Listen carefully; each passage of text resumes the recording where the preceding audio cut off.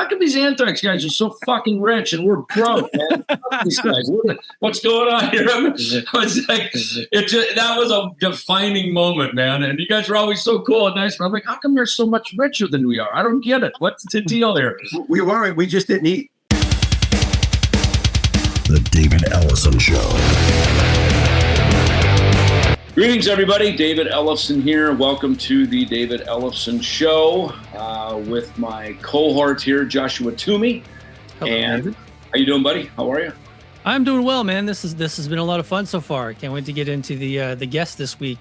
Yeah, kicking this thing off. You know, we've done a couple of podcasts over the years, and you're actually the one who kind of kicked me in the pants to get this thing started. So thank you for that. As they say, yeah, thanks for saying yes. If it's a success, I get all the glory. If it fails, you get all the blame. I guess it's always goes. I'll take it, man. I'll take all the hate and all the blame. Check out the Talk to Me podcast as well, which is Joshua's podcast that he's had for about 10 years. So he's an old pro at this. And plus we're also bass players. Joshua comes from Primer 55, and of course me from Megadeth and a gazillion other things. So we are also launching the David Ellefson Bass Coalition. We have a marketing plan. We haven't done much with it.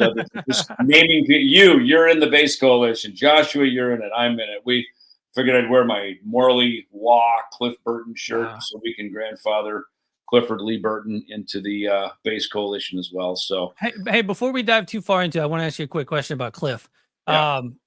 Just off the top, man, just what were your initial thoughts of Cliff? Was it a competition thing for you? Obviously, with playing with Dave. Obviously, Cliff, he had played with Dave. So was there like an ex-girlfriend kind of competition there, or what were you? No, I think when I met Dave, so June 1983, we put Megadeth together that month. I went to Hollywood. I'd had my own bands since I was about 12. I've always owned rock bands and studied jazz band and all this stuff. Not really that I love jazz so much, but I just wanted to study it seemed like there were great bass players over there in that genre, So I did my studies. I did all that. By the time I got to Hollywood, 18 years old, just fresh out of high school, I was going to go to the Musicians Institute, to their BIT, Bass Institute program. I was registered, was going to go, and then me and Dave meet and we start Megadeth instead, which is really what I wanted to do anyway, which is, start a metal group. But I think for Dave, coming out of Metallica, there was, once we announced the first lineup of me, Dave, Greg Handovit, Dijon Carruthers, I forgot if Laura Kane, who was kind of a singer Dave was working with, I forgot if he was kind of in the initial announcement of that. But yeah, certainly there was a lot of, I wonder if, Mustaine's new bass player is as good as Cliff Burton. There were definitely these things. Because, coming, I think, probably after Steve Harris with Iron Maiden, Cliff in Metallica, because of Metallica just had this huge upswing, and again, this was on the West Coast, and Metallica at this point was in New York recording the Kill 'Em All album. And because of Lars's connections in Europe, there was a buzz about Metallica. So, they were starting to have a worldwide buzz, and certainly in California. And Cliff, for sure, that the band would relocate to San Francisco just to get the bass player in the band. Right. That's crazy. No band would ever do that. No band would ever do that for one bass player. Yeah, exactly. And unknown at that time, all the elements, but Lars had enough vision, that, hey, that's the guy. And look, Cliff looked different than the other guys we talked. I mean, it was jeans and t-shirts, but, Cliff, it was the early adapter of flannel. He wore a flannel, the bell bottoms. There was more of a Southern rock, thing that appealed to it more than just, bullet belts and straight leg jeans and high tops and kind of, the metal uniform of the day. So, so there for sure was. And, Dave, as we were writing songs, I was never expected to model anything. Well, Cliff would do this, or why don't you do this? Because this is what Cliff did, or there was never any of that. I think this was really a blank slate, a clean canvas for me to create my own voice, my own style. as the songs were being written, Dave was like an orchestra composer, was good about, hey, let's have the bass play this part. We'll have the drums do this. And we talked about it. Everybody's going to be lead drums, lead bass, lead guitar, lead vocal. So it was great to walk into that, And then initially I was kind of playing with fingers a bit. I'd played both with fingers and pick growing up. There wasn't really any place for slapping and popping. That wasn't what we were doing. Right. But so I started with fingers, but as we started recording, and in order to really kind of cop the licks and play the parts, I found that the plectrum was better, and so I just went with that. And because it was about us creating a group sound, not just, they didn't move to get me in the band. So, I needed to adapt to what we were doing, which was cool, to start something together that everything we did was for the betterment of the brand and the band and for the overall vision of what we were doing. So there's no like, hey, get a wah pedal, get a distortion pedal, any of that stuff. No, not at all. There really was no direct comparison to that. And look, I understood how Cliff played, the arpeggios, like for Anesthesia, for instance. I understood that, those are things that I'd studied actually quite a few years before, to kind of understand, like, to, how to construct solos and things like that. So I understood what he was doing. But I think more so with Megadeth, I think inside of our songs, everybody was playing a solo.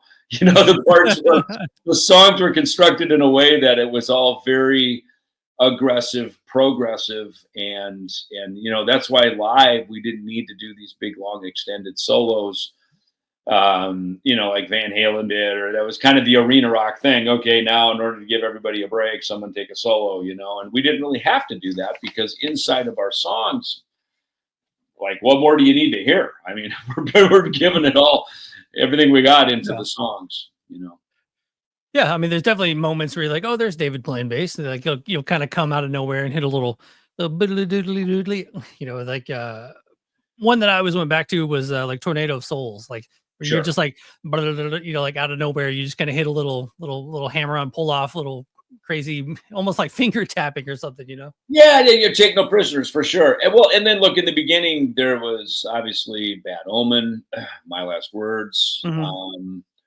Skull Beneath the Skin had a lot of that kind of stuff in it, so I think the songs themselves had enough clever parts in them that, like, why go off and have to now noodle for another 15 minutes so everybody can take a beer and a piss break? You know what I mean? It's like, right. We set it all in the song, and I think that kept the live set much more focused. It was about the songs. It was about the charisma of the band, the charisma that each member had. I think everybody really had a moment to shine in that, Absolutely. Well, I can tell this podcast is going to always be kind of a off the rails, as we will say, man. Let's kind of recap your NAMM experience. Have we said that Frank Bello is on the podcast this week? Have we got? We haven't. Yeah, our first, well, outside of you and me, our first Bass Coalition member is coming in. Yeah, Frank Bello. And Frank and I have had a great careers together, Anthrax, Megadeth, but then he and I did Altitudes and Attitude record together. We both wrote books. Joe MacGyver was the co-author for both of our books. So we kind of had this, in syncopatic, I don't know what the word is, parallel kind of lives that we've been able to have it. And as bass players, we're both writers. There's aside from being in Anthrax and Megadeth, there was always this other side to us that we got to go explore. I think the Altitudes and Attitude record did that for both of us. So yeah, no, I'm definitely looking forward to talking to Frank. He's great with stories. He's got great Kiss stories. So he's got a ton of stuff. He was at NAMM. I just saw him at NAMM, and he rolled out his new bass, his new Spector bass, new signature bass there. So I came by the Ellefson coffee booth, which was great because we had our flagship Roast in Peace. We just rolled out our Combat records, which I love. Our frame there looks very Combat. Nice. That's a dark roast. I wanted to do like a yacht rock one, so we do smooth brew, which is our light roast. And you could all get over at ellefsonemporium.com. ellefsonemporium.com. Yep, that's where all this stuff is. And for the first time ever, decaf, and was a hit. People loved it. I can't believe people wanted to stop having heart palpitations, but some of them do. And for those, that's honestly like decaf coffee to me just seems. I mean, I guess coffee is delicious. So I guess if you want to have some, but it's almost like near beer. It's like why drink a beer if you're not going to get the effects of the beer? You know? Yeah. Cocaine without the cane or something. I don't know. It's like just snorting powdered sugar. You know, but it's funny how it's a thing, and it's a very rich. It's French roast, you know, which by nature is a very dark coffee. You know, a funny thing, I remember one time I was in Amsterdam and I went to the Starbucks and I was looking for some coffee because I wanted to get a French roast, right? And so I said, do you have any French roast? And they're like, no, we're in Holland. We're in the Netherlands, you know? And I remember going back to the bus and saying to Kiko, I said, that's so weird. They didn't have French roast. He goes, well, why would they? In America, we don't have USA roast. Right. I was like, okay, you know, that boom. It's like, okay, yeah, they don't call it that there. You know what I mean? And even though in Indonesia, I guess they technically wouldn't call it Sumatra coffee, right? Because it all comes from Sumatra. The whole area is Sumatra, right? So, right. You know, anyway. So, but this is here in America, we would call it a French roast coffee. So it's nice and dark and you know, the only time I've ever drank any decaf, really, I remember having some Starbucks Sumatra decaf, which is pretty good. And I remember it felt as if you were having almost the effect of coffee. Like you said, it was like a near beer of sorts. So, you know, I'd like to think it's got a nice punch to it, yet if you don't want to get all jittery, it'll save you the jitters. Hey everybody, David Ellefson here. Hey, looking forward to seeing you on the upcoming Bass Warrior Tour across Europe. We'll be performing some classics and some standards that you will all know, as well as some of the stuff off of my solo records over the years, from Sleeping Giants, you know, cover, maybe even dip back into some F5 and some cool stuff like that. So the Bass Warrior dates are posted online along with the stage-used bass packages. I play it, hand it to you, it's yours. Take home a piece of thrash history from the night. And we will have Bass Warrior coffee.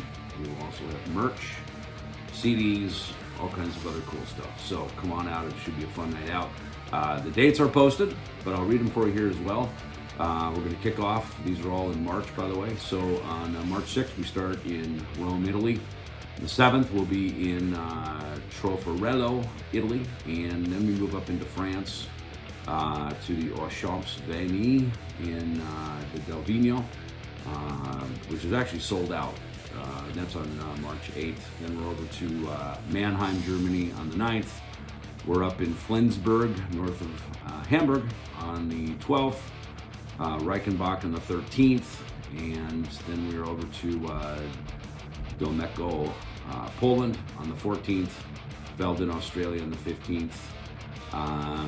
We were then up to Vienna, Austria on the 18th, Bochnia, Poland on the 20th, Brumov, Czech Republic, hopefully I'm saying these right, pardon my Czech. That's going to be on the 20th. We are again in the Czech Republic. In Svadobarice, the Kino Club on the 22nd,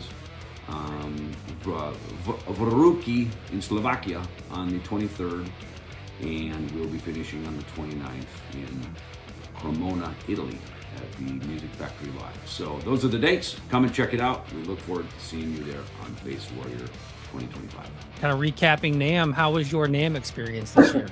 You know, the booth was great. We exhibited last year on our own as Ellefson Coffee Company. We exhibited this year. Riot Stitch Clothing was right next to us. And Sherry makes some great kick-ass rock and roll clothing, like all the Steel Panther stuff. She makes stuff for Jack from Exodus, for Accept, you know, so just kind of get a range of what she does, you know. And so she brought in some of her models, and they did a catwalk fashion show on Saturday on the last show. And Michael Starr from Steel Panther was the headed it up. He was the Grand Marshal. He's fucking awesome, you know. So that was a good time. That was a big look, and that just felt like old school NAMM. Glenn Sobel plays drums in Alice Cooper.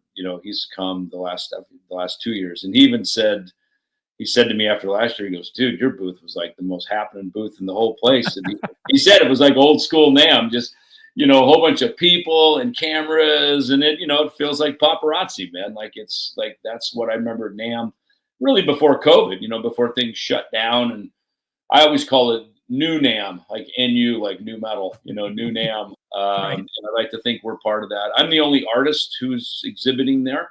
And the idea, I mean, look, ultimately, we'd love to have Gene Simmons there, Zach Wild, guys that have their own lines of guitars and stuff like that. And, it's not exactly Comic-Con, but to have it expand, I think NAMM is kind of considering how it's coming back now. There for a year or two, a lot of the big companies, Fender, Gibson, some of these guys, they didn't come back right after NAMM. This year they were there in a smaller capacity. So some of the, I guess some of the young bucks, like, our company, we can go in there and create a little chaos and have a lot of fun with our artist friends. And, for a show that used to be closed to the public, it seems like everybody could get in there. Right. And everybody's got to hook up somewhere. Totally. Yeah. I mean, everybody knows someone at a music store or something. Gar Samuelson, when he got into Megadeth, he was the general manager of BC Rich Guitars, which was a very, jumping company at that time. And he snuck me and Dave some badges so we could come in through the back door. And he was like, "Don't tell anybody where you got these, and behave basically," right? Because it was very straight, suit and tie, businessmen writing orders kind of stuff.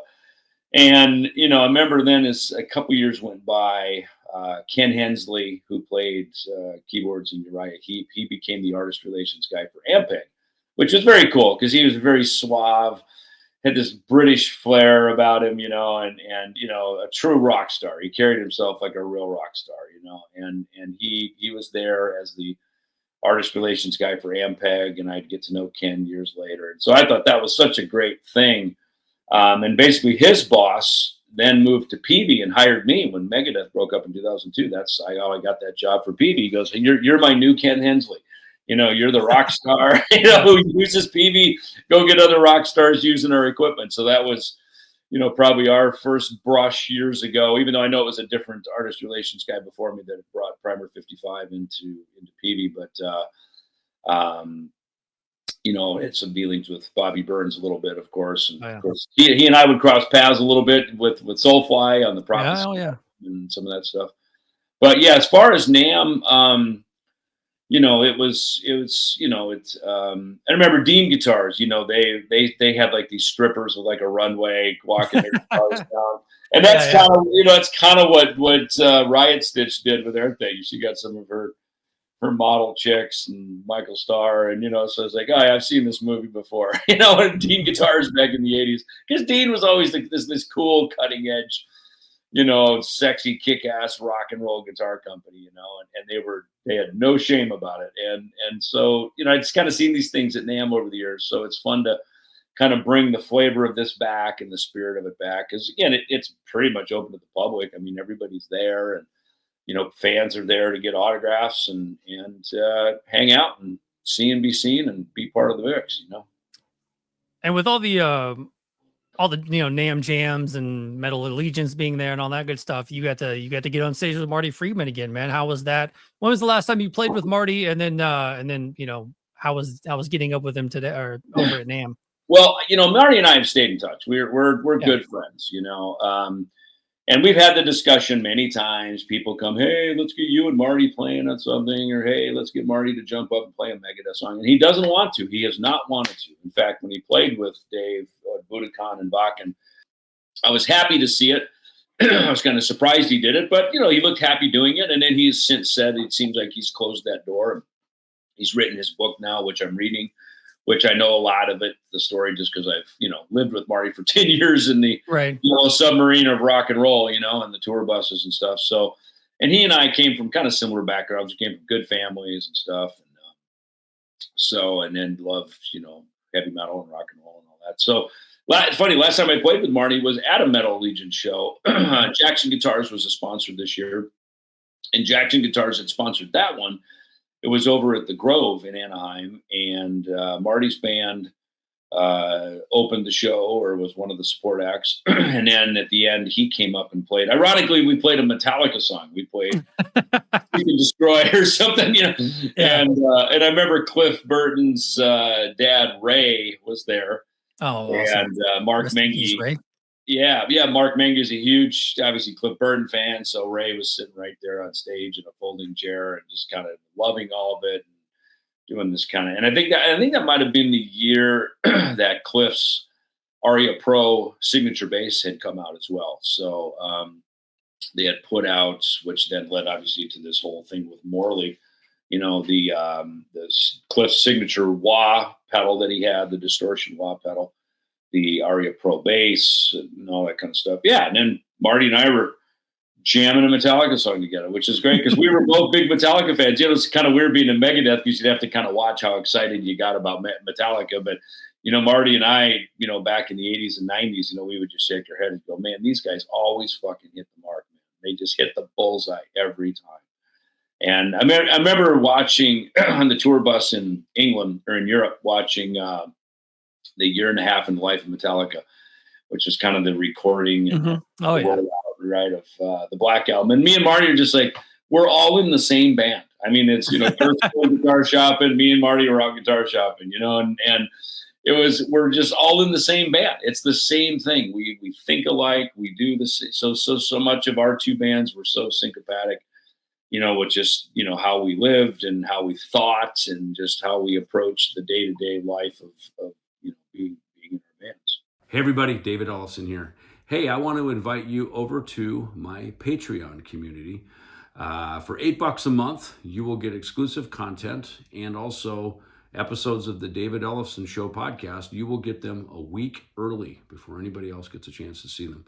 We're going to have some exclusive content over there, plus also some chats that you'll be able to be a part of. So this is all about us connecting, being part of it. So thank you for following me on my journey, my music career, and everything that I do. Is a great way to stay up to date and up to speed and stay connected with everything in rock and roll that I do. All right, so join me on Patreon. Head on over, sign up, and I will see you there. With Megadeth and Metallica, I remember, you know, this is coming from the fan side of everything, and obviously the Megadeth, Metallica always butting heads and stuff. But I mean, I think I know you guys had played some shows early on, but then it kind of died off. But then I think there was those European shows in like 93-ish that you guys played together that I don't even think I knew happened until, you know, later on because the internet wasn't around and things like that. Right. How were those kind of shows playing together, kind of getting those bands together and just doing that after so many years? You know, I'm interested to see that part in Marty's book, to see his read on it. Because, you know, Marty has really told everything.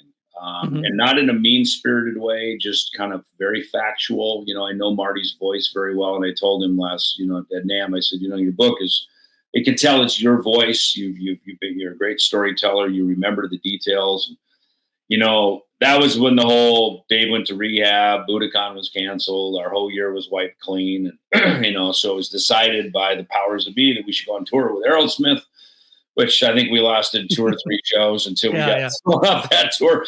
And in fact, it's funny because we went out and we did a little 10-day run with Megadeth, Pantera, and White Zombie. And this was right as White Zombie was blowing up on Beavis and Butthead. We're basically turning them into stars overnight. Yeah. And so it was a great tour. And, you know, we were just looking at each other. I remember management talking about, man, we could go out and do another 6 weeks of this. Like, this is huge. And unfortunately, you know, Pantera had then made other commitments because, you know, we were supposed to go on the Aerosmith tour. And we then went to Europe. We got invited to go play Milton Keynes, which is in England.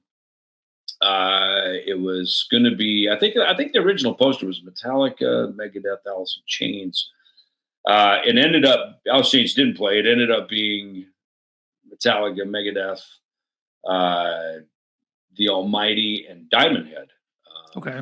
Which I think for the first time, Diamond Head in many, many years, you know, and so, and I don't even know if Sean Harris was singing in the band, but I know Brian Tyler was there. So, We did that show, and that was great. That's a huge venue. And then we went over to Europe and carried on another, I'm going to think it was 4 or 5 more shows. I remember the title of the tour was Nowhere Else to Roam, because they've been everywhere. This is, 93. So when did the Black Album come out? 90, 91? 91. Yeah. So, I mean, these guys had been on the road a good solid 2 years, canvassed the planet over and over and over. Obviously, that record was so huge, but we were doing these stadiums, and it was Metallica, The Cult, Megadeth, and Suicidal Tendencies. And that was when Jimmy DeGrasso was playing drums and Rob Trujillo was playing bass. In fact, at Metal Allegiance a couple weeks ago, Rob and I were talking about that tour, when he was in, because, it's funny with Rob, as big as the gigs as he's had with Ozzy and Metallica and all this stuff, he's still that guy from Infectious Grooves. You know what I mean? Oh, yeah. And in my opinion, Infectious Grooves is probably Rob's greatest voice, you know what I mean? Because that slapping and stuff that he was doing, I mean, no one can do that. I mean, that's his jam, man. And so he was asking me about the gear and shit we were using on Rust in Peace and all that. And we were, just bass nerding out, just geeking out with each other on stuff. And, Robert's always very gracious about every gig that he has. And he's just handles it very well, and now he's the longest tenured bass player in the band. So is he really? Yeah. He's been in there longer than Jason now. Yeah. No kidding. Wow. I think it's over 20 years now. It's crazy. Well, his son's band Otto was our direct support for Metal Legion. So it was great for, Rob and his wife. It's kind of like in a family event, which is really cool, So I was glad we could offer up a stage and a place for Otto, to perform and, get some more exposure and everything. And so anyway, that was kind of the recap on NAMM. It was great. Lissa from Arch Enemy came up, and she played Symphony of Destruction. Marty, it's funny, I think he chose Dissident Aggressor by Judas Priest, which is, a deep cut, that's a deep dive. And it's funny, I knew of it as a Priest song, but then I remember when Slayer covered it, it was like, oh, that's fucking cool. So, we're all brothers and sisters in the same neighborhood, and we all share the same record collection. That's probably the cool thing about Metal Allegiance is, we can pretty much anybody name a song and we all know it, or we know of it, or it's like, hey, I know what album that's on. Let me go learn it real quick, So it's truly a good, community over there. Nice. As we get ready for Frank Bello coming on, you talked about touring with them over the years, obviously Clash of the Titans, the Big Four shows. Just what are your earliest memories of Frank? He was obviously super young when all that stuff was happening too. Frank, it's so funny. I always think of Frank as like, the big, roaring face and happy guy, fist in the air, bass hung low, just, thrashing, And then I always think about his tone. He's always had this kind of classic Fender P bass into an Ampeg kind of tone. And, I've watched him transition through a lot of other equipment over the years. And as he and I got to share stages, not just with Anthrax and Megadeth, but as Altitudes and Attitude, and doing bass clinics for Harkey, which that really is sort of what synergized me and Frank during the Big Four. And he and I became really good friends and brothers, from that period through today, So, even last year I was filling in for Paulo from Sepultura with his other band Cultura Trace at Bloodstock. And Frank was there in Satyricon. And which is interesting because in April, so that was August, right? So in April, I was in South America filling in, helping Dee Dee Verney out with Overkill as he was healing from his shoulder surgery. Dan Loker is back in Anthrax for a season because Frank's with Satyricon. Right. And Megadeth's down there. And so it's funny how we were all in different bands. I was Megadeth, Overkill. Dan Loker's back in Anthrax, and Frank's somewhere else in the world in Satyricon. So it was a funny moment. And, we're all on tour somewhere around the world, and which I think plays well to the bass brotherhood, that we get along well with each other. We, when a call comes, we step up and we step in, and we help each other out. Absolutely. Well, why don't we dive into our conversation with Frank Bello? Let's do it. Let's welcome Frank. This is the first ever episode of the David Ellefson Show. I'm honored. That's what Toomey. His wonderful. Say hello to Joshua, by the way, who I'm sure you've even done interviews with Toomey Talk. It's funny. We did a podcast a couple weeks ago, and we got done after talking for like, I don't know, an hour and a half, 2 hours. He goes, "Hey, do you ever think about doing a podcast?" I'm like, "I don't know. Let's talk about it after NAMM." Literally the day after NAMM, he texts, "Okay, let's go." So here we are. It's great. Here we are. But that's the best way to instead of thinking about it too much, because then it never happens. Just Exactly. And see, I love to be in the. I'm a great guinea pig. We'll have fun with this. So we're launching also the David Ellefson Bass Coalition. It's actually Pam kind of came up with this. She was talking to Steve DiGiorgio one day. I don't know, maybe it was NAMM last year. And the idea, she goes, "God, the Bass Coalition." I go, "That's a fucking great title." So we have this now. So you are our first honorary member. Josh was a bass player from Primer 55. You are a bass player from Anthrax, Altitudes and Attitudes, Terracon, everything else. I'm honored. I'm a bass player at large, and so this is it. So I figure, and I even wore my Cliff Burton shirt that the guys from Morley gave it to me at the Metal Legion show. So I thought, well, let's grandfather Cliff in because he's part of the bass coalition. So absolutely. We do plan on talking to more people than just bass players, but bass players are our friends. So thank you. Dude, you could have just brought the camera along to NAMM. Pretty much had everybody there. So, there's so many, that's what I love about the bass player community that we have. When we go to NAMM, it's a get together of us guys just talking bass and just really, we never see each other. And that's the time to get together. It's really nice to, because we're always on the road. Hey, guys and girls, Becky Baldwin, who I remember seeing her, she was just kind of playing bass on Instagram, and she came to one of my bass story shows in the UK, and then she gets the Merciful Fate gig, and now she's friends with Chaz Leon, who's the singer in Kings of Thrash. They're good friends, so they were hanging out. So it's like, you're right. It is the fellowship, and look, that's what NAMM is, right? It's the community, right? It's our community. It's where we hang, we vibe, and being a NAMM member, I learned kind of from the inside when I did artist relations for PV back in the 2000s, how that show worked from the inside. Because, that was like the backstage pass. Okay, now you're on the inner sanctum. How does this all work? So, and we became NAMM members. That, we exhibited last year, we exhibited this year, and look, it's everything in life is pay to play, right? So part of it is it's like, well, you go to a trade show usually so you can write orders and get a bunch of stuff, and look, we bring coffee, we try to sell stuff, but and of course you get future clients and stuff like that. But honestly, it's basically just putting out a tent and hosting a party. That's really all it is.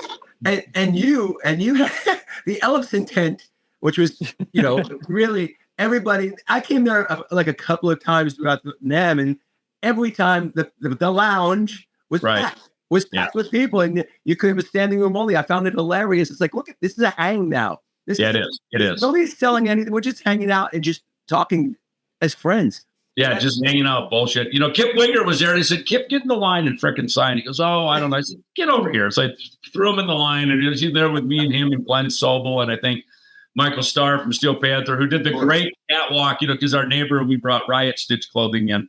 And, Pam put that together. So they did this fashion catwalk. And there it is. So, Kat to the right, Kathy Rankin, who I did a song with. She's like a local celebrity here. Pamela Parks, there next to her.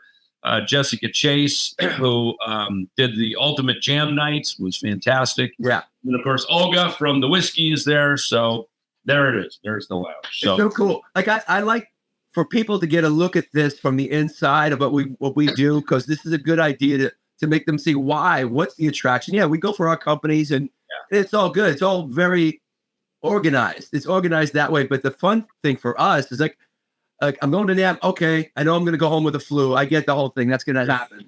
And I did.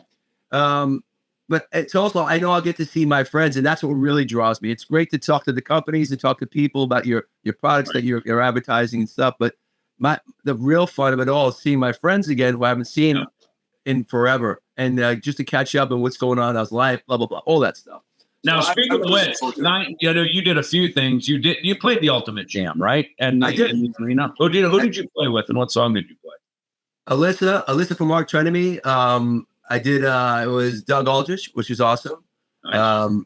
Kenny Aronoff drums, and Alex Skolnick. We played Pat Benatar. That's right. You did the Pat Heartbreaker. Yeah. Heartbreaker. It was great. Alyssa killed it. She absolutely killed it. Or the vocals. She's a great voice, that kid. All good stuff. It was just a great jam. It was fun. Great. It was nice to see everybody. This whole big orchestra there. It was a really good show. I was really proud of them, man. Really Alyssa had a good show. And I saw her in Europe. Arch Enemy and In Flames were out on the road, and she mentioned, "Hey, I saw you guys are doing Metal Legion." So I hit Mark Mangus, said, "Dude, let's get Alyssa in." So she got it. She sang Symphony of Destruction. And then Pamela inducted her into the Metal Hall of Fame the night before, and then she sang with you. So she had a good week. She was busy, man. She went to work. She's awesome. She's got a great voice. I've always known, and I'm a fan, friends with a boyfriend, obviously Doyle. So it's all good. It was a nice night. It was a nice NAMM. The whole NAMM was nice. I mean, I did come home. I don't know if you guys did, but a lot of people came home with a great bug. Well, NAMMthrax is what we call it. Ironically, not to be a play on words coming from NAMM and you're an Anthrax, but the combination.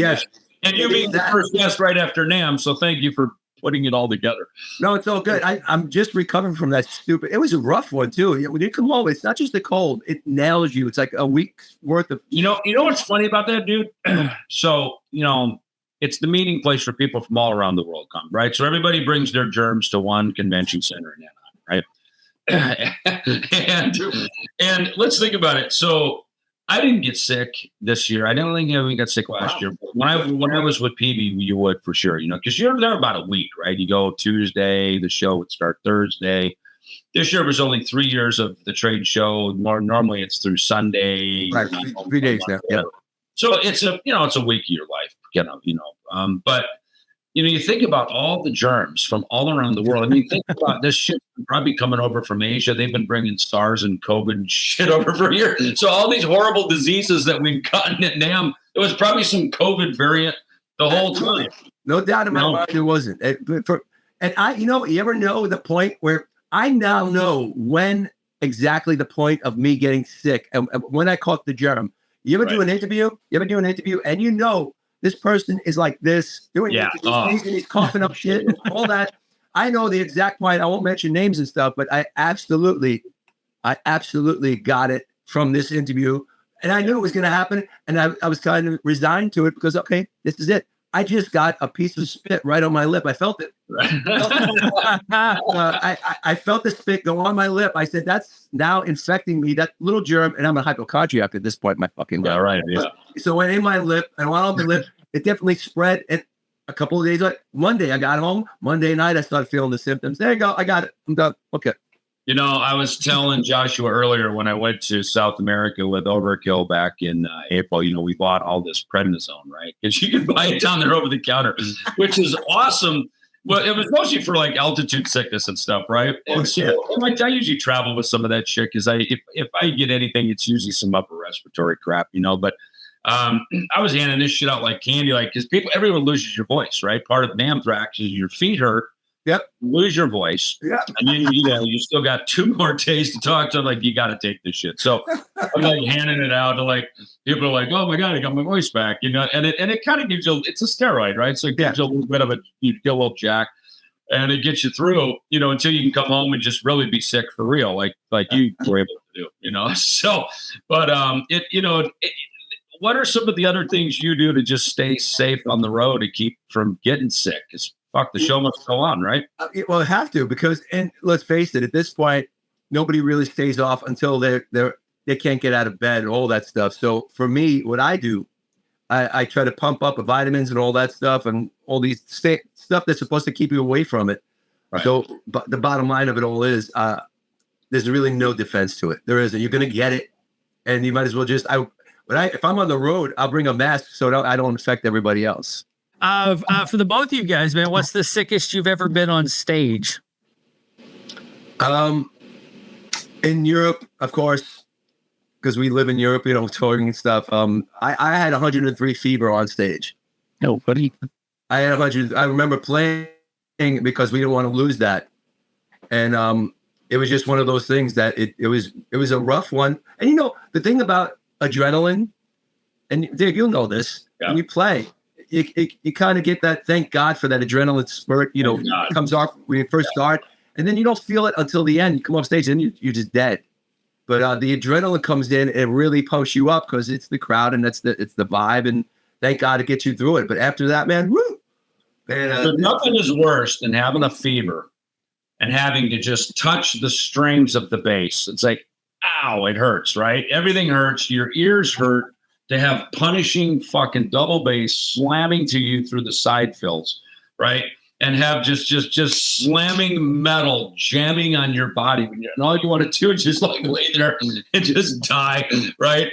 And it's like you got to go on stage and be your best, and again, the show must go on, man. So it's kind of like, and thank God for that, right? You want that adrenaline to follow through, but all I'm thinking about is the last song is like, all right, I'm going to go back in the dressing room. I'm going to strip down, get dry clothes on, and it's all I'm thinking about is my bunk, right? Yeah. All you're thinking about, that need to get to the bunk so I can just get to bed and not have to worry about this stuff. Yeah. So, and then the next day you're worried about what doctor in some foreign country are you going to get rid of this thing, so it doesn't spread to the rest of the band. We take the shit with us now. We get it in advance.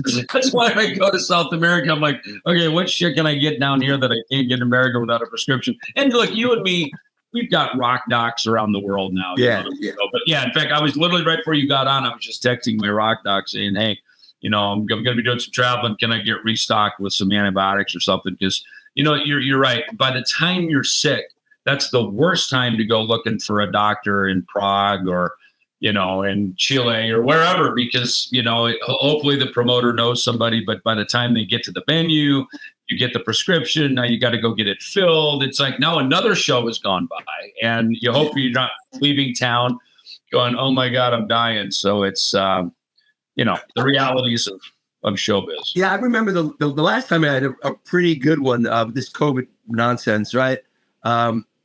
Charlie, my drummer, Charlie, myself, and Joey all got in Texas. It was a slew of Texas shows. We all got the COVID thing at the same time. I remember, and that was a pretty rough one. We were just in the hotel room, and you just want to be home, right? You were that, and we never fucking canceled shows. That's money out of your pocket, and just disappoint the fans. All that stuff. Everything's bad about canceling a show. And I was going to go on. I think I had 102.7, whatever, fever. But I told my manager, look, I'll just stay away from everybody. I could play the show. Charlie said he'd probably do it if he could. But Joey, unfortunately, he had nothing.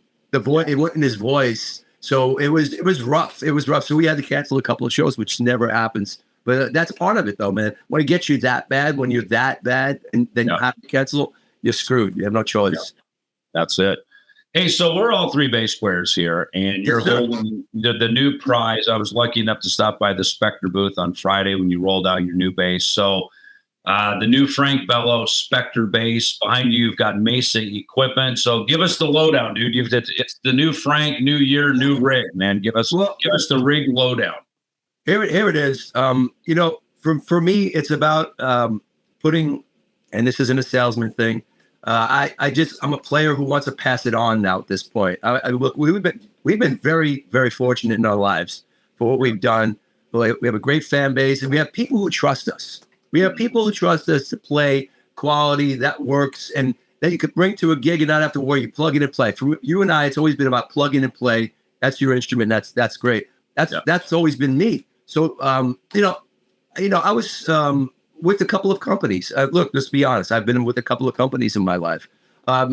Business deals that are made sometimes fall through, and promises and all that stuff. So when you sign to a deal and it doesn't work out, you have to move on. That's the truth, because I don't Sure. believe in staying where I'm not happy.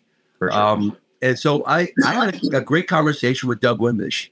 Doug, Living Color, he's an amazing bass player. Yeah. And I said, what are your thoughts? Where, about basses and stuff? He goes, dude, this is simpatico timing. Tomorrow morning, I have a conversation. I have a photo shoot. I'm having a conversation with the heads of Spector.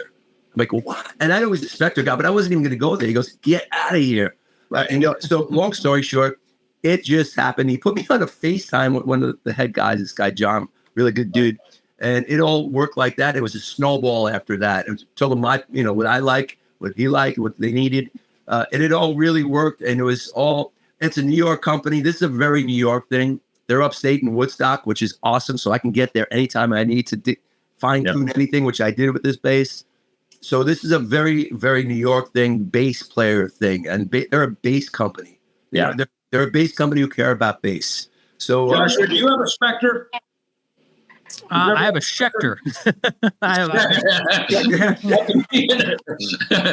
Similar, but not the same. Yeah. Right. Yeah, it's okay. But for me, Spector's always been about quality. The name is, they are. You know this. It's always. I bought my first Spector. It was an NS2, kind of the classic one that I remember, like Phil Suzanne in the Ozzy video, Shot in the Dark. I mean, it was kind of, man, they just really nailed it. It's a neck through, it's a center block, and then they glue the wings on, and just the right woods, everything came together, especially for our kind of music, for rock, hard rock, metal. Just a great bass. There's depth to it. There's punch to it. It's everything that this music needs. And Mike Starr and Alice in Chains, just it's right in the pocket there. So I'd buy one out of the recycler newspaper. That's awesome, and you could still do it. And the great thing about Spector is they really want to achieve. They want to keep that classic thing going. Yeah, I love that. And with me, they wanted me to come in and then really, obviously, this is not a Spector shape. It's more of not at all. I was going to say, so it's very not Spector. And that's the whole. What did you do with it? What is it? It's your Fenderish style. What is it's kind of like the classic style. It's the classic style that people know me for. So that's why they wanted to bring me in. And because there's a whole different audience that they would like to, just try to get with and just make them say, this is what we do also. So I think we're right here with this bass. And you know me, dude. I'm a fine-tuned guy, like as you are with your basses. Right. I like what I like. I like alderwood. I have alderwood in this, and I love it, man. The maple neck. Again, and the EMGs. I just feel like I'm selling them. I'm just showing you what I have. We're asking. We want to know. Yeah. Well, these are my signature pickups, and if you like my sound, and thankful that people do like my sound, it's a punchy, drive-ridden. It really punches through, cuts through the heavy guitars and drums. So this bass is a plug-in-and-play bass. It's a very comfortable bass. The neck. Like you tried the bass Spector. I was there. He goes, the neck. The first thing you said was the neck. The neck. Yeah. How many people I've heard say that? When I was in the Spector booth, 2.5 days there, everybody's just this neck. And you get that, and that's for me. That's what really works. That's it. On the back right there. That's what you want to hear because it's a comfortable bass going in. You're handing it off to people and saying, all right, I put my name on this and I'm proud of it now. So that's where I'm at. I'm very proud of this bass. Hey, by the way, I'm plugging into my Sans amp, my Tech 21 pedal here. Is this the one that you use? This one? Mine is right there. Can you guys see that? Is it that one? Or is yours? It's my Frank Bello signature Sans amp. It's called Street 48. Yep. They sent me this one, and I'm trying to get the Frank Bello sound out of it, which I don't have. It has probably more levy than anything. So me and Joshua were nerding out, and we decided that Got the Time is one of the most recognizable Frank bass lines. In fact, in my Bass Warrior tour, I will break into it because I'll do a little Cliff Burton lick, I'll play a David Ellefson lick, I'll play a Frank Bello lick. It's kind of my ode to the big four, right? Thank you for that honor, for sure. And I'm playing on a fretless. Is it in C or is it in what key do you play it? I'll play it for you just because people get it right. Play it properly. Yes.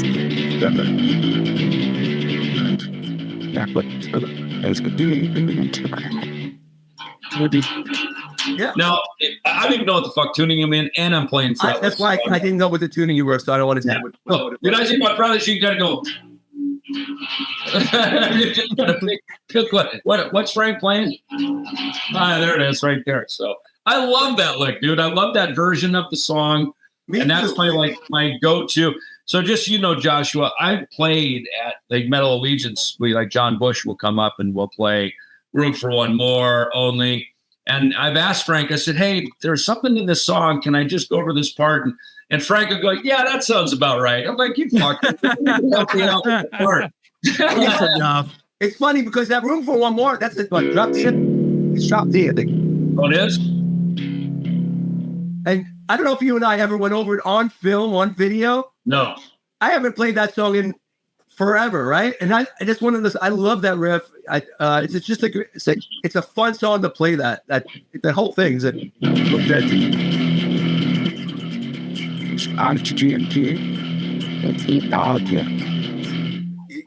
So wait a second. So it's in drop? Drop, right?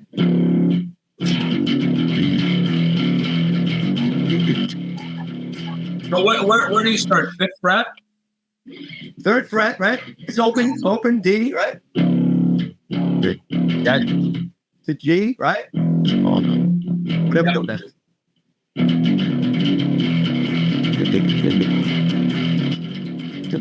So where is it? It's a groove. Is that it? Okay. See, now he shows it to me, and I don't have to play the song now. Well, you mean for next year's Battle Allegiance, see? So next year, everybody's gonna get in the theme. Okay, Joshua, step in and make sure we're doing this right here. Master. I wish I could see you guys better when I put my glasses on. Yeah, this is getting really smart here. All right.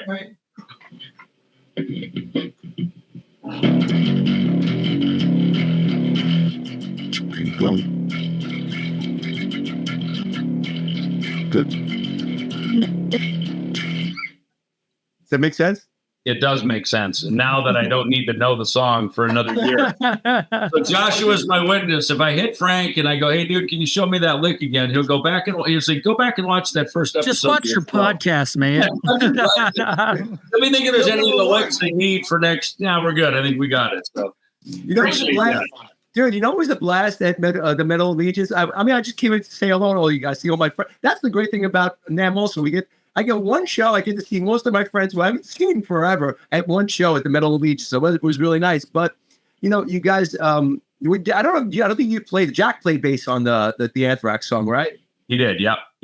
And that was great. It was fun to go out and sing Hypro Glow.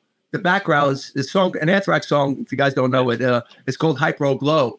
It was a John Bush era song. It was great to have John. And that's really the first time I've been on stage with John singing.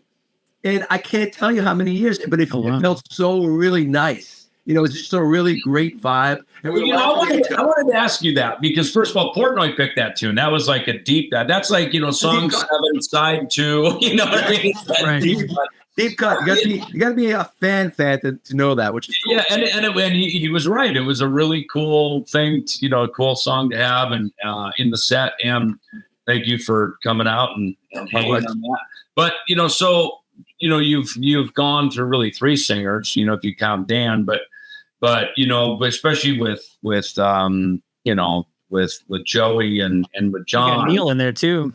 Well, but were you in the band though with Neil? Yes, I actually toured. Here's the funny thing about the first record. I got in the band officially on the day Fistful of Metal was released. Isn't that crazy? Oh, and so the day that the band was released, that the record was released, I was officially in the band the release day. Funny enough, that's just how it worked. But then I toured the whole record. There was no money, as we all know, Dave. No. We just go on to. I came straight out of high school. What was it, 17, 18 years old, and onto into a little van with band and crew, and away we went on tour. And that was it. So when I saw you play the country club then in whatever that was, 1983 or 84 or whatever, yeah. So you were 84. So you were in the band then at that point. I remember it was, yeah, okay, all right, got it. Yeah, it was a crazy time, and it was a fun. I mean, it was Raven. It was with Raven. I love those guys. So yeah. It was a lot of fun. Even the country club, that was crazy. That was big for me, though. It was the year before was the Kill 'Em All for One, which was Metallica, Kill 'Em All, and then the All for One Raven, and then tour, right? And then you guys were on a different Raven, right? Right? Yeah, that's right. Right. Yeah, those were great times. It's funny because you look at those times and what's come of it now, right? And the struggles, but they didn't feel like struggles back then. It was the frontier was in front of us, right? That's the way I feel about it. We were explorers. We all were explorers in those days and saying, what's next? Because we knew this energy, we were carrying this energy with us that we were spreading across the world and saying with like-minded people, which is fun. And you get in your little broken down van and you try to spread that. And I look at that and what it's become, this community, what it's become and what it still is, and it's still growing. It's a really cool thing to thinking about in a lifespan, because, you know, you look at your life and say, wow, that's just such a great time to have that frontier in front of us. And I remember we were at some, you know, Dave talked about Anthrax when I first met him, because I think, you know, the band, as it was, I guess Dan was in the band at that time, but just, you know, did Scott and everybody kind of took the Metallica guys in, you know, when they first moved to New Jersey and first did that deal with Johnny Z and everything like that. So I think there's kind of a camaraderie. Sure. And then I remember seeing you there at the country club. And then I remember one time we were staying at the Biltmore Hotel in Providence, Rhode Island, probably playing in the living room. And you guys were pulling through, and we were in like some, you know, shitty old U-Haul motorhome, you know, broke as hell, you know, on Capitol Records, but still poor. You guys come pulling up in some big ass fucking tour bus. You guys go, you know, with nice peak coats, your hair looks good. I'm like, how come these Anthrax guys are so fucking rich and we're broke, man? These guys, what's going on here? I was like, that was a defining moment, man. And you guys were always so cool and nice. But I'm like, how come you're so much richer than we are? I don't get it. What's the deal here? We weren't. We just didn't eat. Get up the bus. At the bus, there's no hotels, all that stuff. We was shower. You know, the shower thing. You get a deep for everybody. You just scraping, you know. And who knows what this guy to get a good deal on the bus? You know, we're New York. Yeah, now we know. So, you know, so obviously for us in those days, the thing for us coming off the indies, you know, for me, Combat, for you, Megaforce, Metallica, Megaforce, Slayer off of Metal Blade. You know, the goal was to get onto the major labels, which we did, and then to get onto the big major tours. And I think, you know, Metallica did Ozzy, Alice Cooper took us out. You guys went out, I think, with Maiden, right? Yeah. That was your next step, right? Yeah. Yeah, it was great. And look, we opened for a lot of great. We did some Ozzy shows too, which was awesome. You know, just stuff. The early days of Zach. You know, remember those early days of Zach? I remember the first time walking in. Anthrax opening for Ozzy and walking in, and knowing full well that he was a New Jersey guy. Zach was a New Jersey guy, right?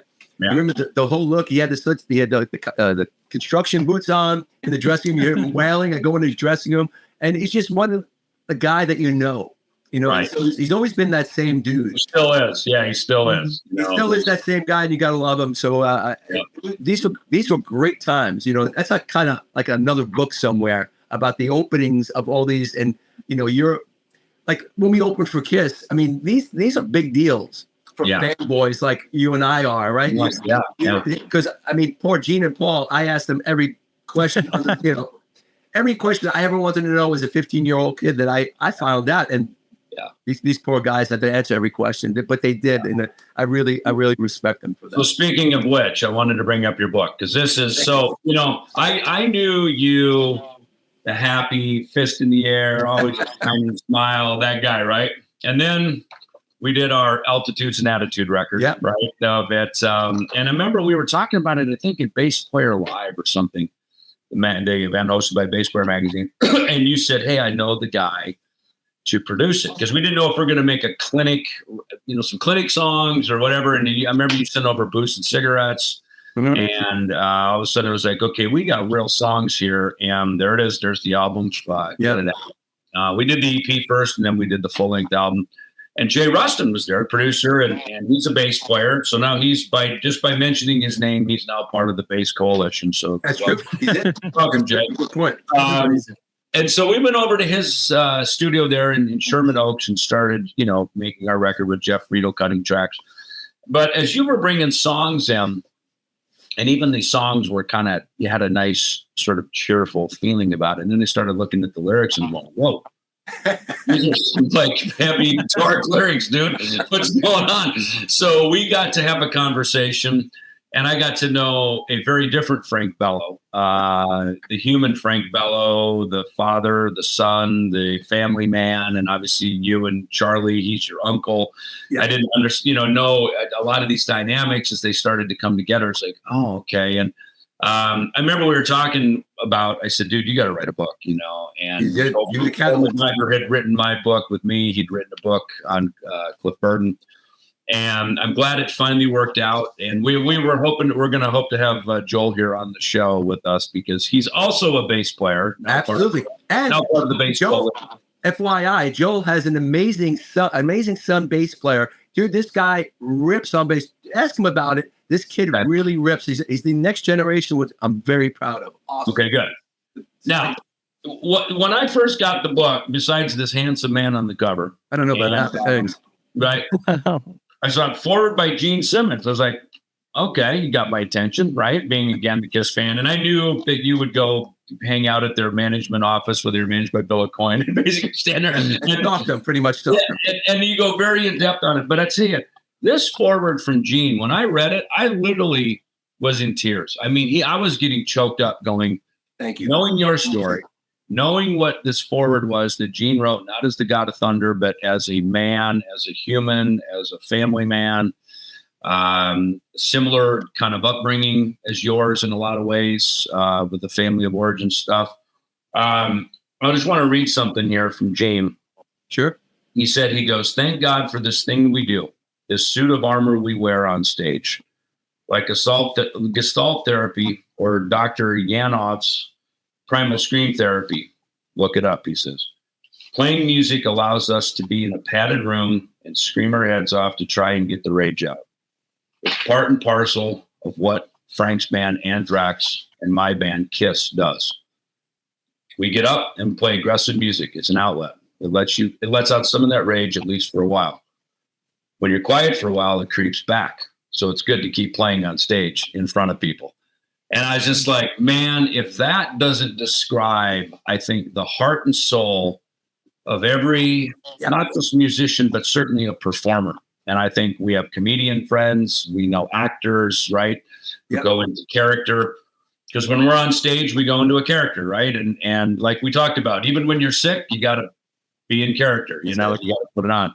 So in the book, you told a very different story from what I think a lot of us knew of you. And again, I got to know it through the Altitudes and Attitude records. So, in the journey of telling the story, so we'll get to the Kiss moments here in a minute, because there's a funny one about Gene and the cookies. But, in telling the story, were you nervous about sort of telling your life story and just, of what this other part of your life was? Because, this isn't a book you write in your 20s, your 30s, even your 40s. It's a book you write at a certain point in your life when you're ready to kind of reveal all it is. Exactly that. Well, and really well said. I wrote that book with Joel during COVID in my basement right here. This is where I wrote the book.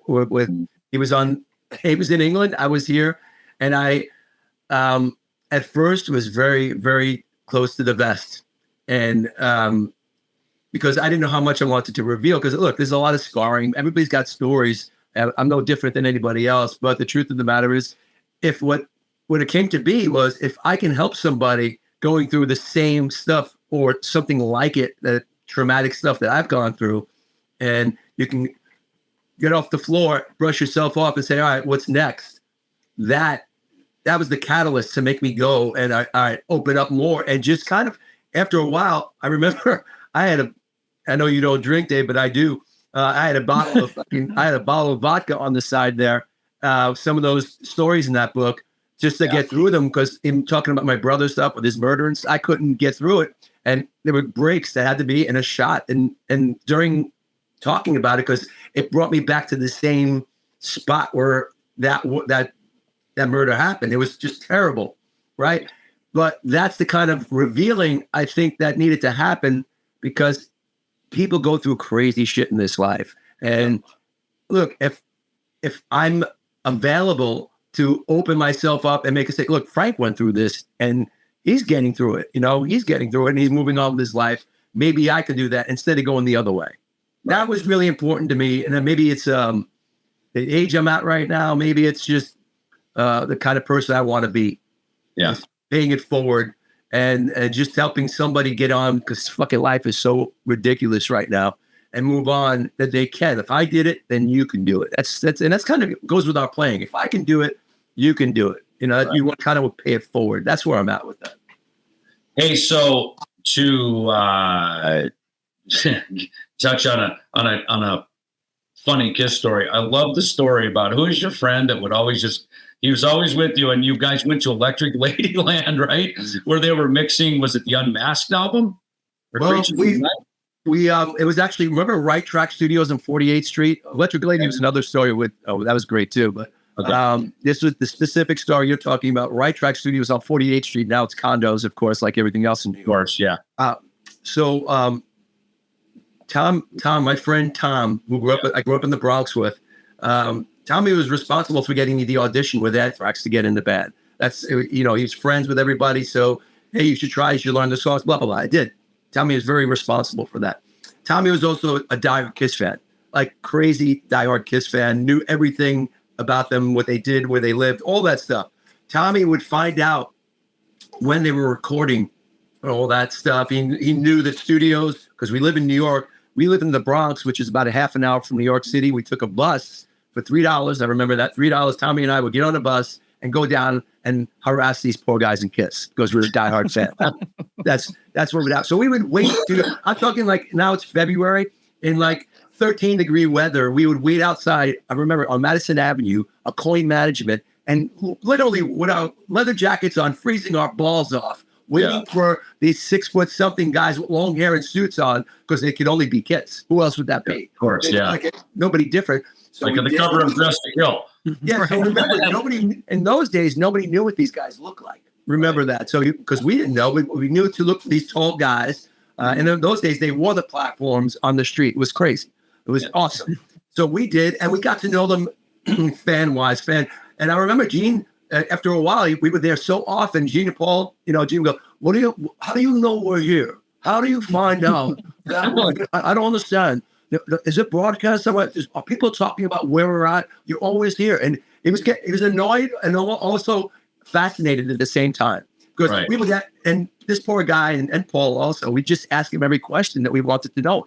But we had him right there because we knew who they were. So they kind of had no choice in a way. You were living our dream because me in Minnesota, God, if I could just come out and like Kiss was standing there at the grocery store and you could just ask him questions. I mean, and here you were. So tell the story about the cookies, right? Where Eugene invited you into the mix session, because I love that. That is. So my friend Tom finds out that they're going to be recording in this Right Track studio. So of course we go downtown and wait in front of Right Track Studios, as we do in cold, whatever. So Tommy had the balls of steel of life. I've never seen anybody with bigger balls to do anything and not care. Tommy, I'm like this. I'm not, Tom, let's just go in. He's like, I'm not going in, dude. I said, I'm not going in. Rings the bell. There's a camera. There. Yeah, I'm here to see Gene. The fucking buzzer opens the door. We're going in. This is like one of those dreams. Like, I'm scared shit, dude, because we've harassed Gene enough at this point. I'm like, dude, he's going to know it's us. I'm not going up there and get yelled. There's no way. I'm afraid this guy's going to be, he's a demon, right? I'm afraid of this stuff. And remember, we're 15-year-old kids right now. So long story short, because Tom, of course, brings me in because I was weak. And I went in. And there's this long hallway. I remember there's this long hallway, and it felt like I was in molasses walking, right? And I was like, I couldn't get to the elevator. Come on, he's dragging me. Get to the elevator, which goes up to the studio. Get in the elevator. I'm sweating. It's freezing outside. I'm sweating my balls off, right? The elevator opens. There's a front desk, as in any other studio you see. Nobody there, just empty, right? But there's a desk there. It says Right Track Studios. We go in. There's a wall here. I'll take you through it. There's a wall here. Now, beyond that wall is a TV playing, right? In front of the TV, there's somebody's feet, cowboy boots on an ottoman. What do you call it? An ottoman, whatever that is. You put your feet on. There's just somebody's relaxing. So we look beyond the wall, and we see Mr. Gene Simmons with a plate of cookies, relaxing from a take he just had, as you do. Just wants to get out of his vibe of the studio. He wants to relax. Who shows up? Tom and Frank around. So this is it. So we come out of the elevator. I'm taking that step. Tommy, of course. We look around, and it's Gene. I'll give you Gene's face when he sees us. And he's about. It was the sigh of, I can't believe that these guys found me. So Gene, in the great Gene tone, he puts the cookie down and goes, "What are you doing here?" And that's the voice of God saying, Right, it's disapproval. It's disapproval. Immediately, I'm fucking ready to go in the elevator. The elevator would go open, right? Closed, right? Like, fucking motherfucker. So Tommy, we just wanted to hear some songs. I can't believe the words came out of Tommy's mouth. I just want to hear some songs. Are you out of your fucking mind? Right? So, like he works for the record company or something. Right. But Tommy was entitled because he was a Kiss fan. That's what he felt like. We have fans like this, by the way. We know now because we have fans like this. Absolutely. Yes. And they are deserving of it. And this is what taught me the lesson of life here and how to be with fans and how to do it the right way. Gene taught me, is, you gave up. You kind of gave up because you knew we were there for the duration. He goes, and then he probably thought business side, maybe I'll get a vibe from these fans about the Yeah. So he's going, would you like to hear a song? Imagine that at 15 years old, and Gene Simmons is asking you if you want to hear an unreleased new song that's just mixed.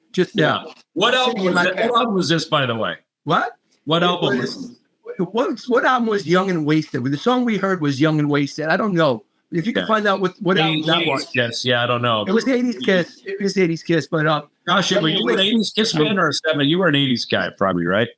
When I got into Kiss, it was in the 80s, but I was a 70s Kiss fan. Okay, got it. Okay. All right, so carry on about the cookies. So he puts the cookies down. Would you like to hear a song?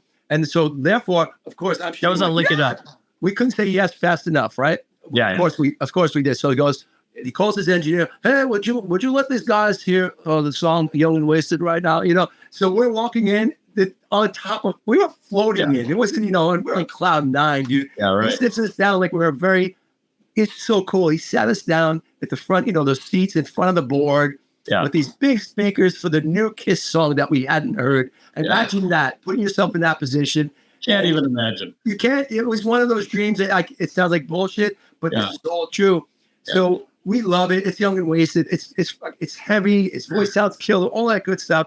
So he stays inside, right? He's still in front of the TV, relaxing, finally away from us. So we come out after the song. He's still eating his cookies. So he goes, well, did you like it?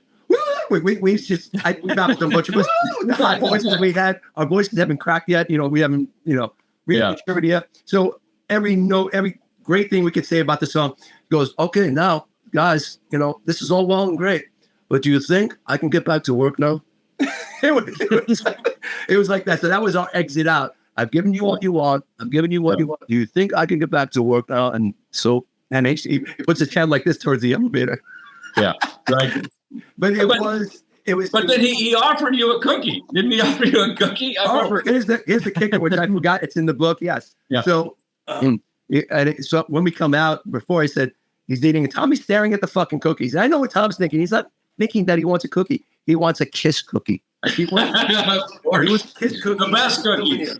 The best cookies. Yeah. So he does this, and so we go out, and Gene said, he sees Tom staring at the cookies. Would you like a cookie? Oh, okay. He grabs a cookie, and I'm like mortified. I'm thinking, what are you doing? This is relaxed. I said, I'm good, Gene. And because I'm just begging for that elevator. It's time, dude. Yeah, this guy grabs a cookie. And I know he's not going to eat the fucking cookie. He's going to put it in a piece of wrap and save it. And that's what he probably still has it. Yeah. Yeah, and that's what he did. But that's the kind of crazy Kiss fans we were, because this band meant so much to us as they did for all of us. So there was a closing line of that story, I think, in the book that I love too. Because then, thank you for sharing that, because that's one of my favorite fucking stories from that part of your life. But he'd say something like, "Do I come over to your house and ask for cookies?" And too much stuff. You come over to my house anytime you want. That's the one point I forgot when we walked in. There was a little bit of a Tom Brown and him. They went at it a little bit because Tom Brown was intrusive, and Gene's like, you're intruding on my fucking time here. So, and that's in the book, because I haven't read this book in a while. But it is the true story. I remember. So we coming in after he says, "What are you guys doing here?" So he goes, "That right after that line, what are you guys doing here? Do I come into your living room when you're at home watching TV and bother you?" Straight out. Oh, God. And it's straight out. And the guilt thing, that's what made me want to leave, because I felt like I was intruding on this guy's life. This is relaxed time. And so, of course, Tom Brown, come over anytime. That's what he said. Yeah, come over anytime. I'm like, dude, what are you doing? So I think that's when right after that line, and thank you for reminding me that, right after that line, that's when Gene kind of gave up. I said, it's probably smarter if I just let them hear a song and they'll be on their way. Yeah. And that's what happened with that. It was just one of those, and it's great because you still remember these great, great times of growing up. Right. And remember, Kiss were my heroes because they filled a void in my life. Right. Father figure stuff, heroes. I had nothing of that like that. My dad took off when I was 10. It's all in the book. So I was looking for heroes, and Kiss filled that spot in a big way. And I'll never forget them for that. And then it became my music heroes, from there. And it really set me off on this career that we've been fortunate enough to have. And that's the way I look at it. It was a great fill the void thing for me. I wish more people would have that kind of, when they're empty in their lives and find something like that can really take their mind off of their problems and really have a goal. I hope. Unfortunately, Frank and even you too, Joshua. So I don't know if you know, Joshua's played bass in Primer 55, and with one of my clients at PD as well. When I first started the gig there, crazy. Yeah. So in fact, he was sharing me PD getting shredding with bass with his PD amp in the back. I know that. I know that look, but we've all been lucky enough to have our music do the same for other people, which really is one of the greatest gifts we could get and then pass on to someone. Is we've all gotten the fan mail. Oh my gosh, that song, it saved my life. It was in a dark time, or whatever. So, hey Frank, thank you so much for joining us. We've been yakking here for almost an hour. I know Joshua has a question or two that he wanted. He's kind of the official historian here, since that's kind of how this whole thing came about. Was exactly what you just did is what I've just done with Joshua. Just sit there and tell tales of woe and stories that are just almost unbelievable, but yet they happen, So don't get me wrong, man. My 15-year-old self right now is freaking out watching you two play bass at each other. So we're going to get past that. But Frank, man, talking about that Kiss thing, what's crazy on top of that is within about 5 years after that Cookie story, you're on tour with Kiss. I mean, that's got to be blowing your mind. And when you walk backstage, hopefully Gene looks at you again, like, what are you doing here now, man? What's going on? Did he remember you from those days? Absolutely. And you ask Gene to this day, he'll remember those days. I remember these guys. Yeah, there was so many times in New York, really, because we found out everywhere they were, these guys. From record plant studios way back when. I remember there was so many great times when they were on Tom Snyder of Kiss. Of NBC, remember Tom Snyder show? They dressed up fully. It was a very famous time. But yeah, Gene remembers all that. And the greatest thing about being on tour with Kiss back as a diehard fan and him relating to it, going to the shows early. Dave, did I ever tell you this? And Josh, you'll like this. Going to the shows early, when the crew's setting up guitars and changing strings like that, we would walk into our time when we were allowed in the rooms and stuff like that. So we would go in. And we see Gene around our guitars, picking up one of the guitars, and he has this little group of us around showing us what Beatles songs the Kiss songs came from. Well, this was inspired by this. And he goes, and this is Gene Simmons with the guitar and singing, love me too, all that stuff. It was just so, if I had that, videos were like a phone were available at that time, they weren't there yet. But my God, those classic times, Gene, and who is a brilliant songwriter, I think is a brilliant songwriter, just writes catchy, just beautiful stuff. He was saying where he got these songs from. And for me, as a writer, as a songwriter, I said, yes, it just all made sense. Of course it came from that, and he put it his own way. And it's just another one of those things that that people don't get to see, that I was lucky enough to witness, and I want to let people know how great of a person this guy was, Yeah. I absolutely agree. Absolutely agree. And we'll wrap it up with one question about your bass, man. And we've talked about family. We've talked about a lot of stuff. One thing I liked about it was the color of your bass. Tina Rose is kind of a nod to your mom and grandma, man. So kind of talk about that. Yeah, well, the two people that inspired me to play music in my life, are both passed. My grandmother, Tina, passed a few years ago. My mom passed a year and a half ago. We've had some rough times here.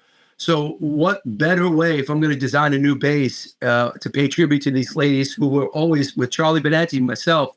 We grew up together in the same house. They were very inspirational, always telling us, go follow your dream.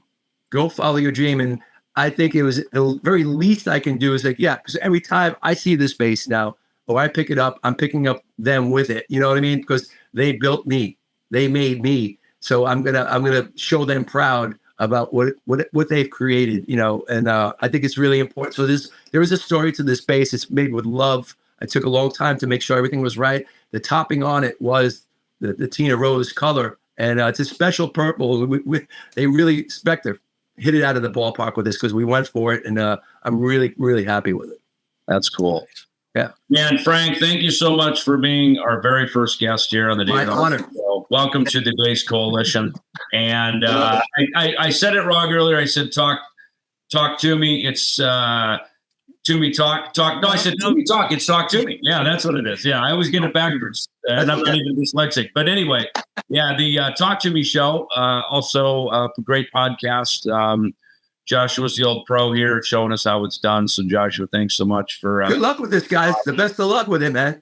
yeah, super cool. Awesome. So thank you for being here. And you just announced the new album. Are there tour dates coming up? Is all that stuff, I guess, on anthrax.com? All the Well, yeah, everything's on anthrax.com. You know, I'm at the Frank Bello. If you want to follow me on Instagram, Perfect. and all my info is on that stuff. And, you know, we're doing shows, and there'll be a record eventually this year, later this year, blah, blah, blah. Everybody's got so many side projects. We're trying to actually get the band into it. So That's it is what great. it is. All right, brother. Well, best of luck, man. Great to see you last week in NAMM. A couple weeks ago, whatever it was. We'll see you here somewhere in our travels around the planet. So, See you soon out. Be well, guys, okay? thanks so much. See you guys. Thank you, Frank. Peace. So let's go back to February 17th, 1984, which is about 41 years ago as of recording this. First Megadeth show at the Ruthie's Inn in San Francisco, man. What do you remember? What do you remember of just the day of that first show? Well, I remember we borrowed every Marshall cabinet that we could in Los Angeles. You know, everything that Dave had. I had a Marshall bass amp, these big double 15. They were just bigger than a 412 cabinet. We borrowed every cabinet Slayer had. I think we borrowed stuff from Jim Durkin of Dark Angel. I mean, probably Abattoir, since they were our support act and they drove up to do those shows as well. So we used every Marshall we could to basically build our stage. And there's a great shot of me and Dave Carey and Lee Roush standing on stage at soundcheck with all of those Marshalls behind us. It's a pretty classic shot. And it just reminds me of, you know what? That's it. It's a little small. I wish I could zoom in on it, but that's it, though. That's the one. And we've all got our BC Rich guitars. I think that was when in that day, if you were playing a Fender or a Strat, you just weren't in the club. But if you had a BC Rich, or a Flying V at least, but yeah, certainly BC Rich was the secret handshake. And, Carrie was a big BC Rich fan. So, look, that was the first show ever. I remember we had a song called Quicksand, which was this really cool. There it is. Yeah. And I remember it was some, in fact, I'm going to grab this little bass. I've got funny. He on here, it says with David Mustaine. So after all these years, were you David Mustaine. But I remember the song Quicksand was like this. It was like this.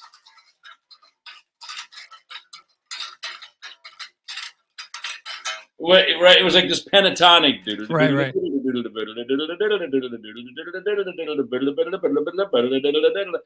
it would just move the pattern up, and it was just this pentatonic moving thing, and with all this distortion and everything else, and that song we never did anything more with it. It was kind of just this. I think it was just me and Dave, just.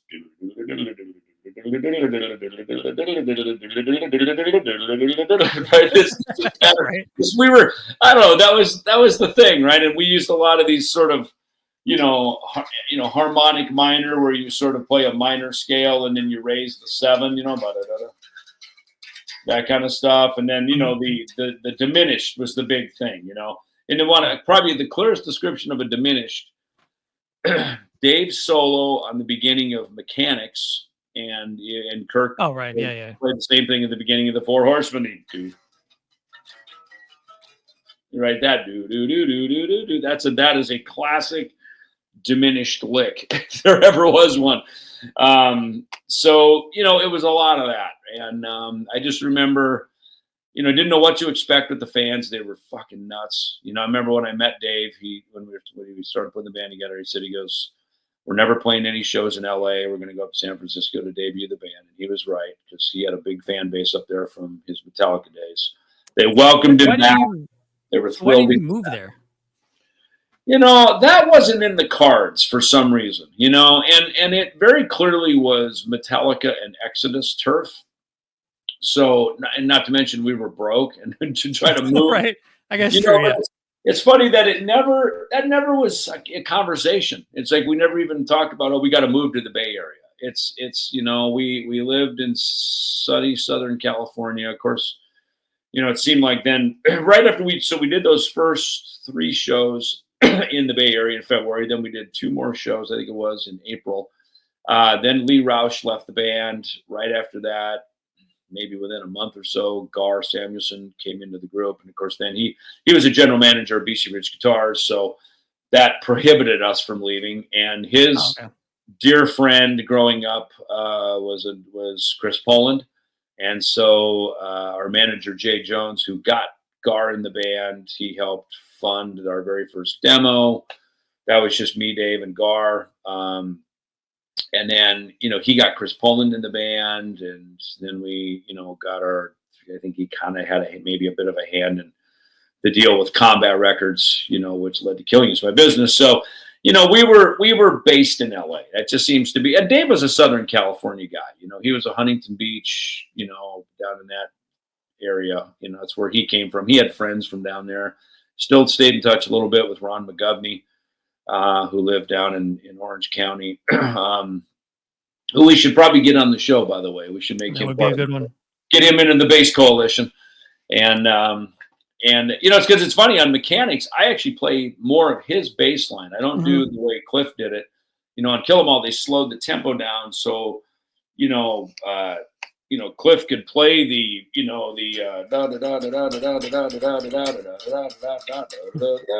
right. So I play the McGovney, which is kind of just kind of holding the root. Yep. Right, and it's interesting because Gar played a shuffle, bucket ticka, bucket ticka, bucket. It's like almost like Hot for Teacher, right? Yeah, right. For Mechanics. He played the shuffle groove, which had a very different feel to it. Certainly, even more than from the No Life to Leather demo, and obviously for sure from Four Horsemen, and Kill 'Em All. So, once Gar got in the band, I think that really raised the musical aptitude of Megadeth. It really took things to another level. I think in a lot of ways it sort of defined our sound. Then having Chris Poland come in, who was not a metal guy either. Just like Gar wasn't, to bring in these non-metal guys that had this incredible skill, and had a different sort of musical dictionary than what me and Dave had. That really took Megadeth to stand on its own. We had a very different sound from Anthrax and Slayer and Metallica and everything else that was going on, Accept and, even Diamond Head and everything else that was kind of, in the mix of all that. So, that anchored us in LA. So there was not even a thought of moving. Do you know if Ron was ever thought of for Megadeth? I know that, he and Dave had their issues. So just kind of wondering if Mustaine was on the bus ride home going, all right, I need to get a band together.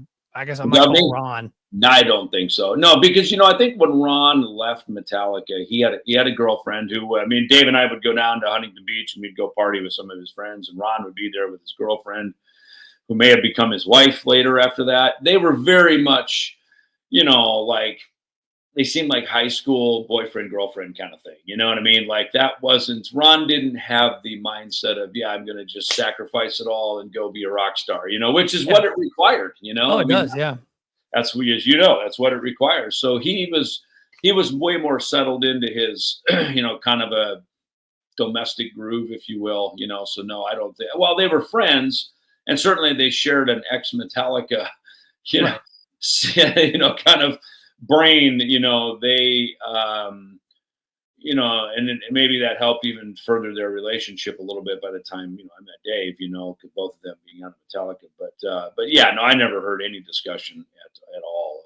The only guy that was even in the room really was this kid named Matt Kisselstein from Beverly Hills, who somehow had met Dave, I don't know, through the recycler, or they ran into each other or something. And Dave was, basically kind of showing him how to play bass. And, he didn't, it's funny. I love Matt. In fact, we saw him years later. He was like not even the program director. He was like a head of business affairs for the Eagle radio station in Dallas. I mean, like bigwig, big on the food chain of radio, maybe head of advertising or and we had a good laugh, man. And it's just like, hey, you were clearly the right guy for Megadeth. And I said, yeah, and you're clearly the right guy to do this, so there was never any hard feelings about it. It is wild how small of a world like this metal world is. Like people I've met, like I met Jose Mangan in the 90s when he was doing college radio, stuff like that. Like it's just, and they're still there. People are still hanging around. It's crazy.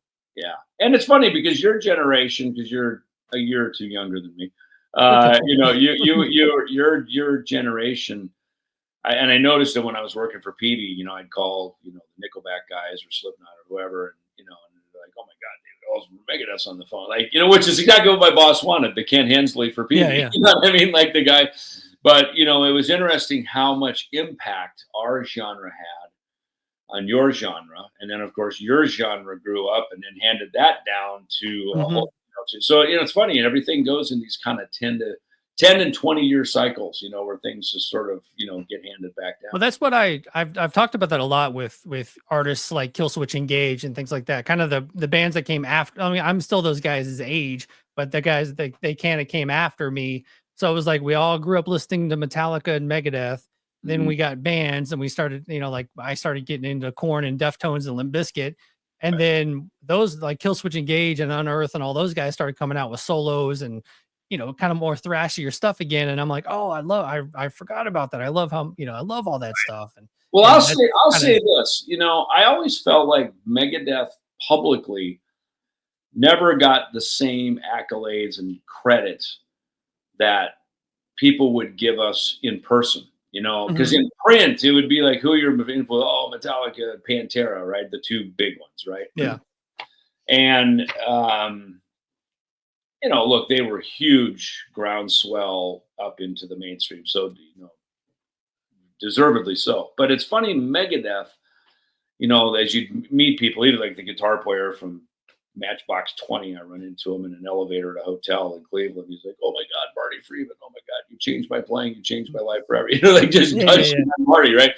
And I would run into people that are like, oh my God, Megadeth. Oh my God, can you please sign this for me? And I'd be like, wow, all right. So, but yet, when you read an interview, they'd be like, oh man, Metallica, Pantera, and like Megadeth would often be left out of that conversation.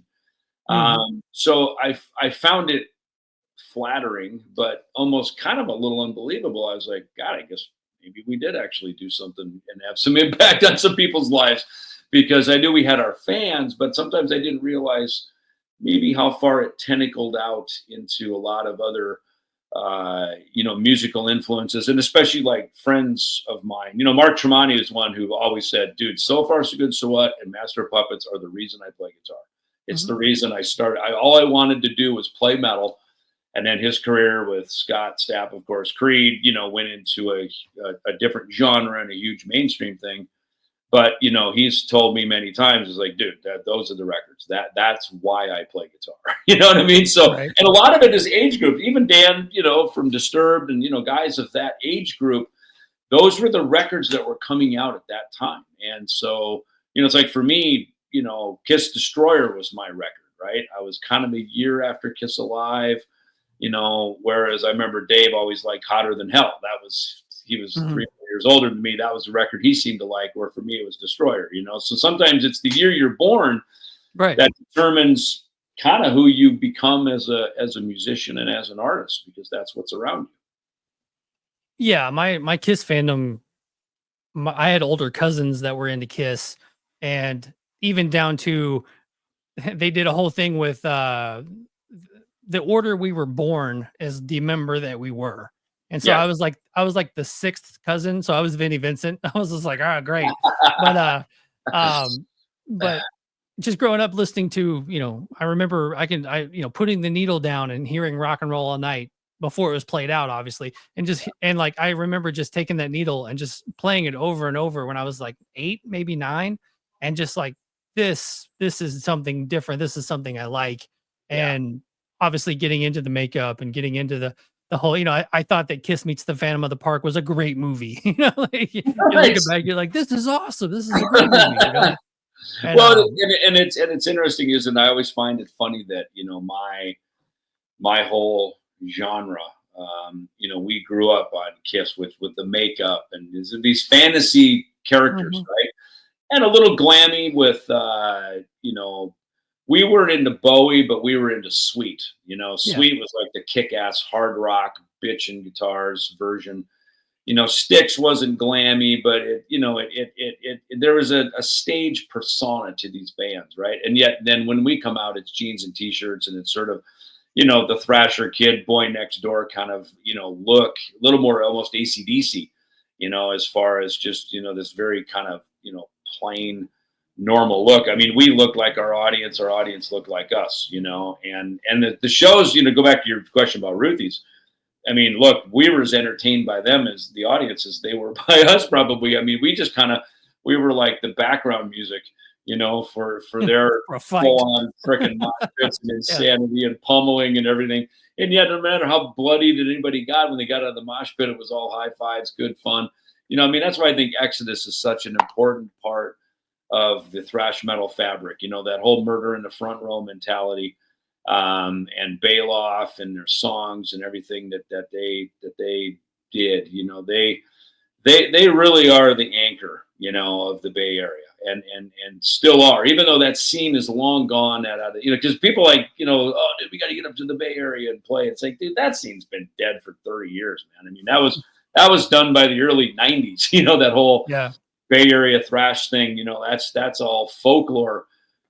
From back in a whole different day. And in fact, most of those venues aren't around. I mean, now it's maybe Slim's, but like the Stone's gone. Probably the only venue that I think is still around from those tours, say the Kill 'Em All for One, the Killing Is My Business, any of those tours is probably the Metro in Chicago. I think that's probably the only venue. The Ritz is gone. Lamora's is gone. The Stone in San Francisco, Cardi's in Houston. I mean, any of those famous venues that we played, they're all long gone. I think the Metro is probably the only one that's still around from those days. Yeah, and that was, what was that, like 5 or 6 years ago? Metallica did a little secret pop-up there. That would have been a wild show to see. I wanted to do the Killing Is My Business record there. I practically begged Dave and management and everybody, said, man, please, because when we were reissuing the Final Kill, I said, let's fucking just play this record one time. It'll take 32 minutes and we'll be done. Right. Kiko's like, well, maybe we call Netflix and we do like Dave Grohl did, and so I was like, yeah, now we're talking, man. Let's do something significant. And it never came to pass. That's why when I started Kings of Thrash, that's why I started Kings of Thrash. I was going, what, these songs deserve to be heard, and as loud as I spoke about it in Megadeth, my voice just never broke through, as I was, we just got to write a new record. We got to do this, got to do that. And yeah, you do need to do that. But to me, it became very clear to me in Megadeth that at one point, our best path forward is our past, and you start going back in. And that's why I love with Metallica that, No Repeat Weekend. They put the time in, man. They learn the songs. They really take the time to go back and, not just pump out an album and do a tour, but really make every event special. And so even with Kings of Thrash, I kind of modeled more of my thinking around that. It's like every tour we do, let's theme it around something, either in a specific album or a couple of albums. We honored the 30th anniversary of Euthanasia. Which was November 1, technically, I guess, until Halloween of this year. We can go out and play some songs from that record, and just kind of honor these deep cuts of that stuff. So, so that's it. And we love that with metal, that we are the authors of those records and those songs. And there's so much of that stuff that, man, even young fans that are coming in for the first time, they want to fucking hear Killing Is My Business. And Oh yeah. so far so good. So you're like, really? You're like, really? You're just like, you just kind of got into metal. And they're like, oh fuck yeah. You know, they really, they get the heart of what it really, where it all came from. Yeah, I mean, it's fun. Even as a fan myself, you know, I don't like to look at the setlist.com types or, you know, stuff, but sometimes I'm like, all right, there's a band, but I really like this one period of their career. So how much do they play of that? So I want to check out the set list and see, and then obviously know when I can leave early if I need to. Yeah, babysitter's done. I got to get home before the. All right, cool. They played the 4 songs I want to see. It was good to see everybody. I'm gonna get a shirt and I'm gonna get out of here. Usually they play those 4 at the end, though. You're like, oh fuck, I got to sit through this whole show. You know. There's a great Henry Rollins. I think it's like Get in the Van, but he does the audio book version of it. He talks about the first time he went to see the Ramones, and he's like they're all cram packed into this venue, and somebody's spiked, you know, mohawk is in his face. And he is just like, and they just kept going. He's like, all right, we're going to play one more. 1, 2, 3, 4. He's like, will you please just stop so I can say I saw the show and get out of here? That's funny. The only time I ever saw the Ramones, I guess they were a big band at that point. They played the Hollywood Palladium, which is, you know, 4,000 people, which for a punk rock show is huge. You know, that was a big gig. I just remember a lot of flashing lights. Like it was just kind of that same thing. It was just ripping through it. But, you know, look, I grew up, you know, even with those Ramones records, Marty and I would always talk about that, the different Ramones nuances, you know, and you know, seeing, you know, guys standing on the side of the stage or leaning on the stage in the front, which is funny, like Motorhead, you know, and, you know, the term headbanging. And then you watch some Motorhead video and all they're doing is they're kind of just going, you know, that's like, they're just kind of like nodding along to the song. It's like, that's headbanging, you know? So, especially compared to what I saw starting at Ruthie's onward, you know, with this just super violent fucking, you know, Toby Rager, you know, he would jump off the fucking PA and stage dive. And, you know, you had this guy Motor in Chicago. He did the same thing. You know, these guys were hardcore, legendary stage diver fan mosher dudes, you know, and it was like every city had that. They were like the pride of the pit, you know. Oh and so I got to witness a whole different, probably for sure the next level of that. Yeah, you definitely did, man. Well, I think that'll do it for the first episode of the David Ellefson Show. How do you feel? I think it's great. Yeah. I mean, it's like, what, 3 hours long or something? Right? Yeah, no, there's the David Ellefson Show, like 4 hours long. Wax philosophical about all kinds of stuff. But no, listen, Joshua, I thank you because you're the one who kicked me in the seat of the pants to get this thing going, you know, just for this very reason, to just kind of talk shop about all this great history that we have in our genres as metalheads, as bass players, as friends and brothers and sisters in our community, man. So thank you. You have contributed greatly just through this show here, as well as, you know, talk to me and, you know, everything else you do. Your Not Fest podcast that you've done, you know, you've done all this great stuff to just keep the fire burning and keep metal alive. So this is gonna be a lot of fun, and you know, new episodes every other Monday. And we'll have some more announcements soon. So hopefully you guys go check out Dave on the Bass Warriors tour. He's out in overseas in Europe as we speak. So check him out.